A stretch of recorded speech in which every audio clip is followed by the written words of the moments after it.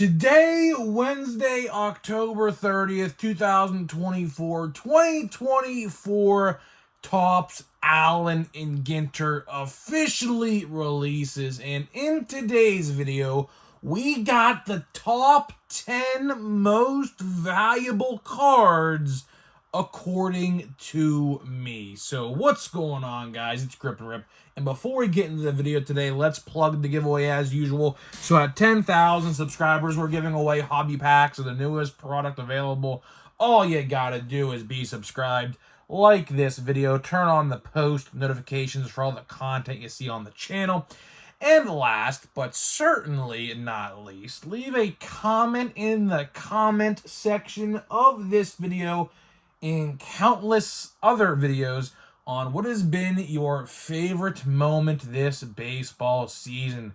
I will pick the winner once we hit the goal of 2024, which is 10,000 subscribers. So there's that. Shouldn't be too far from now, guys. Should not be too far from now.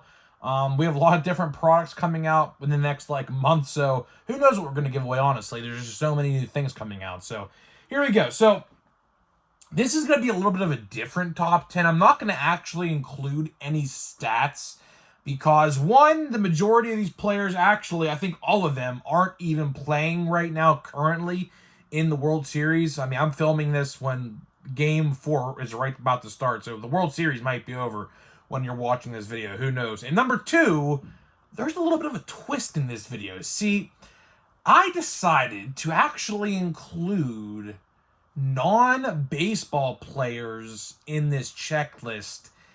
Only two of them, but for very good reason, and you will spot them out immediately.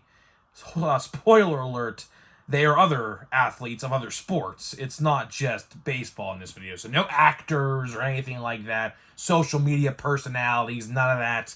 Only athletes in this top 10. So let me get my notebook, and here we go. So the first honorable mention, I'm going to make an honorable mention in this video. I'm going to put Yamamoto. Yoshinobu Yamamoto is going to be technically an honorable mention. So technically you would be number 11 on this list. He barely just missed, barely. I thought about it because number 10, honestly, you could probably swap him and number 10 out and no one would really probably say anything. But again, number 10 is a batter.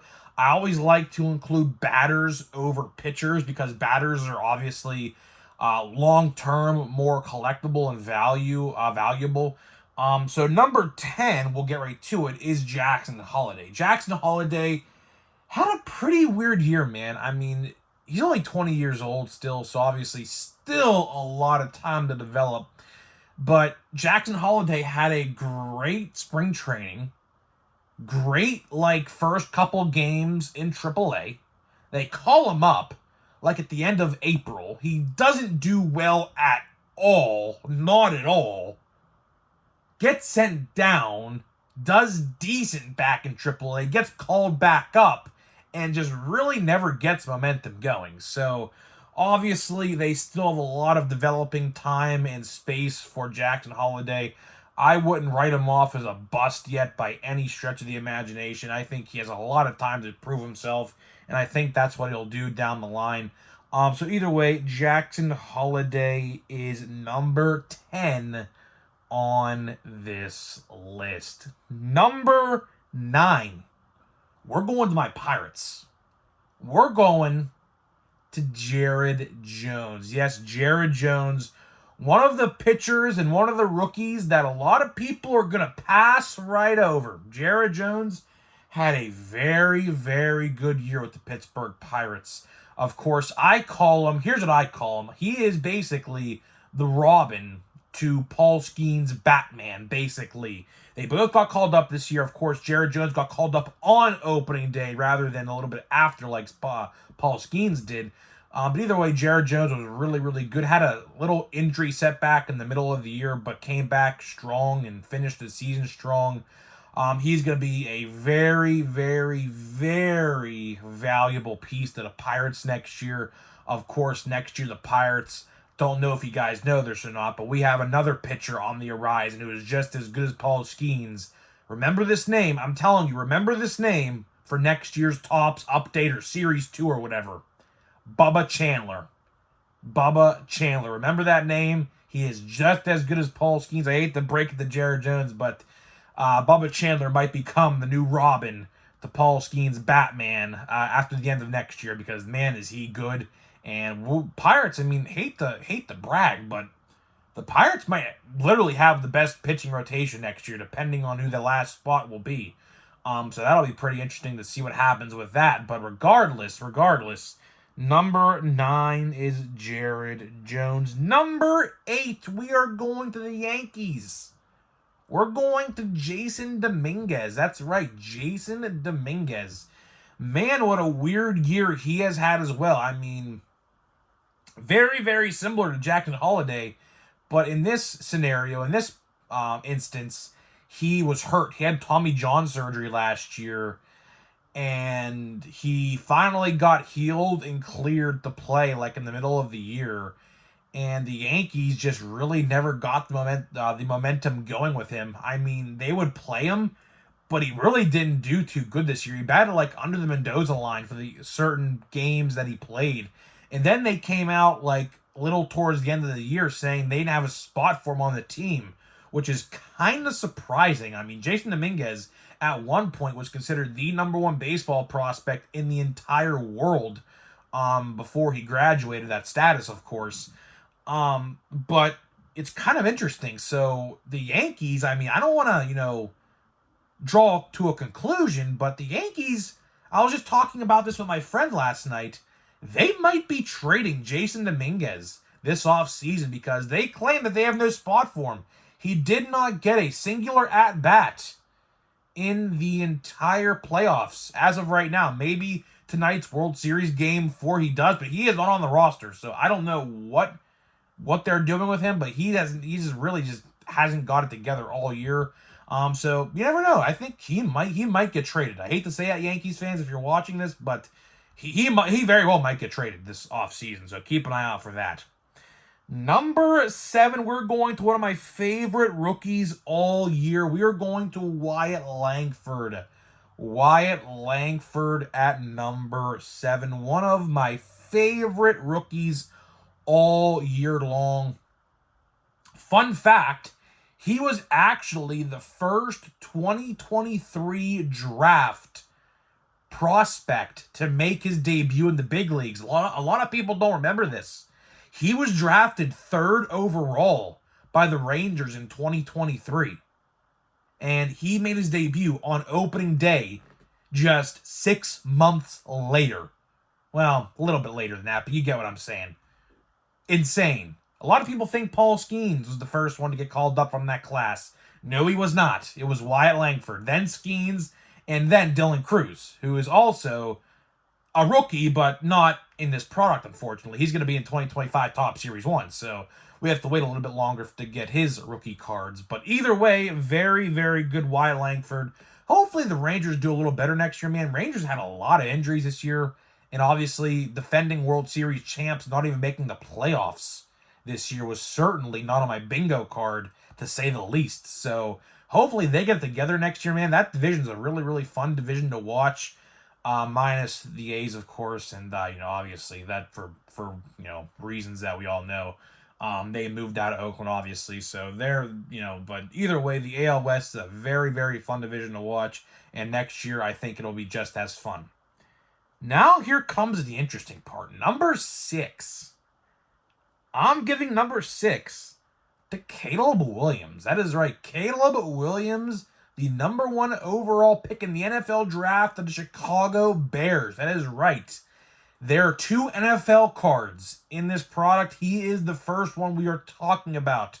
Now, you may be saying to yourself, why are you putting the number 1 overall NFL pick ahead of another NFL card in this product? Well, we'll get to him in just 1 second, but there is another rookie in the NFL, offensive rookie at least, that is doing a lot better than Caleb Williams.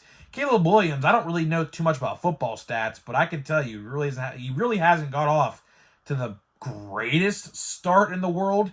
But either way, Caleb Williams is definitely going to be a really, really good quarterback for years to come. Um, I watch him on a pretty regular basis when I can watch Bears games. Of course, I am a Steelers fan, so they pretty much simultaneously play at the same times at 1 o'clock Sundays for the most part. So I don't get to watch too much of Caleb Williams, but I do, see the highlights and the scores on the like NFL networks and things like that. So I do know about him. I watch a lot of him. So, and I forgot to mention there are no rookie cards on his logo or on his rookie card logos on his card. A lot of people are probably going to think, well, Caleb Williams is a rookie. Shouldn't he have a rookie card logo? The answer to that question is no. Caleb Williams actually does not have a rookie card logo on his card, unfortunately. Kind of sucks because you would think Topps would have done that. That would have been an easy slam dunk win for Topps to put a rookie card logo on him. But I think there might be some legalities there with Panini. Maybe that's just my guess. So I don't know. Not too entirely sure. He's not in uniform either, so I think he's wearing a hoodie or something, or like a jacket or something like that. So he ain't in uniform, so it's not that big of a deal, right? So either way, Caleb Williams is number 6. Number 5, we're going to an even better rookie quarterback, Jayden Daniels. That is right. Jayden Daniels of the Washington Commanders. Right now, that dude is on fire. I mean, did you guys see that Hail Mary he threw at the end of the game this past Sunday to win at the literal end of the game, which was insane? I mean, right now, I don't really know too much about NFL awards and things like that, but I know there's offensive rookies of the year and things like that. I'm willing to bet right now, if the season ended today, it's either going to be between Jayden Daniels or Bo Nix, quarterback of the Denver Broncos. I'm not entirely too sure. The Broncos are off to a pretty good start as well. I think they're 6-3 or something like that, 5-3 or something like that. My brother's a Broncos fan, that's how I know that. And apparently, he has the most, Bo Nix that is. Bo Nix has the most touchdowns as a rookie quarterback or whatever in the league. So pretty cool there. But either way, Jayden Daniels probably has my vote so far for offensive rookie of the year. I think it's a pretty fair assessment. Again, just thought I would put him in here because I know there's going to be people in here saying, well, how about these guys? Well, I put them in here, man. I put them in here because realistically, this is a top 10.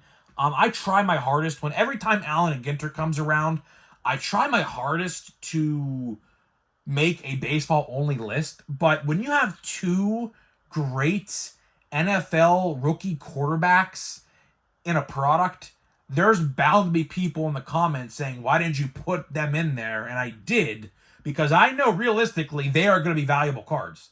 And they have autographs. They do have autographs in this product. So, obviously, they're a big chaser card to chase in this product. So, that's why I put them in there. Either way, number 5. Number 4, here's where the fun begins. We're going to Elly De La Cruz at number 4. Number 4, Elly De La Cruz. Pretty self-explanatory. That dude was an on-base machine this year. Stole, 60-plus bases? Insane. Hits for power, hits for contact. The dude can literally do everything. He plays for the Reds, though. Honestly, the Reds just signed Terry Francona as their manager. I was telling my brother this literally last night. Terry Francona is literally going to take that team and turn it into a winning team. I am telling you right now, anyone who is an NL Central fan of an NL Central team like mine, be prepared for the Reds to be really, really good. Maybe not next year, but 2026, 2027, they're going to be really, really, really good. So, Elly De La Cruz is at number 4. Number 3, now we get into the top 3 NL Rookie of the Year candidates. These 3 guys are definitely going to be the contenders, 1, 2, and 3. And of course, as my list shows, number 1 will obviously be the Rookie of the Year, who's, obviously you guys probably know that's going to be. Either way, number 3, we're going to Jackson Chourio. Jackson Chourio had a very, very good year for the Milwaukee Brewers. He is a reason why the Milwaukee Brewers won, how many games did they win? 92 games or something like that? 91 games? really, really insane. No one really thought that the Milwaukee Brewers were going to win that many games. Obviously, after losing Corbin Burns and Brandon Woodruff, who is still on their team but didn't play at all this year. So they lost their two best pitchers and somehow, some way, ended up with 92 wins. And Pat Murphy, who is the coach of the Brewers, is definitely, in my eyes, winning Manager of the Year in the National League. So that's my guess, at least. I don't know who will win it. Odds on, that's definitely, he's probably going to win it.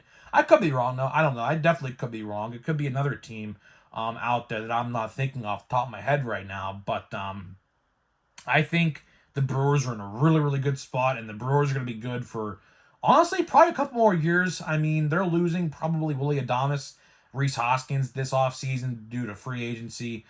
So I'm not entirely sure how that's going to go, but regardless, that's my pick at number 3. Number 2, here's where the fun begins. I already know we're going to have some debates in the comments. We're going to Jackson Merrill at number 2. Jackson Merrill at number 2. Listen, I say this every time I talk about it. Every time I talk about it.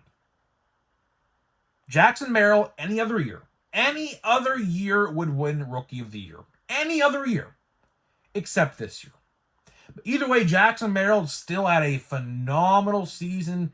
Nothing to be ashamed of. It's just that there's another rookie on this list that had a lot better of a season.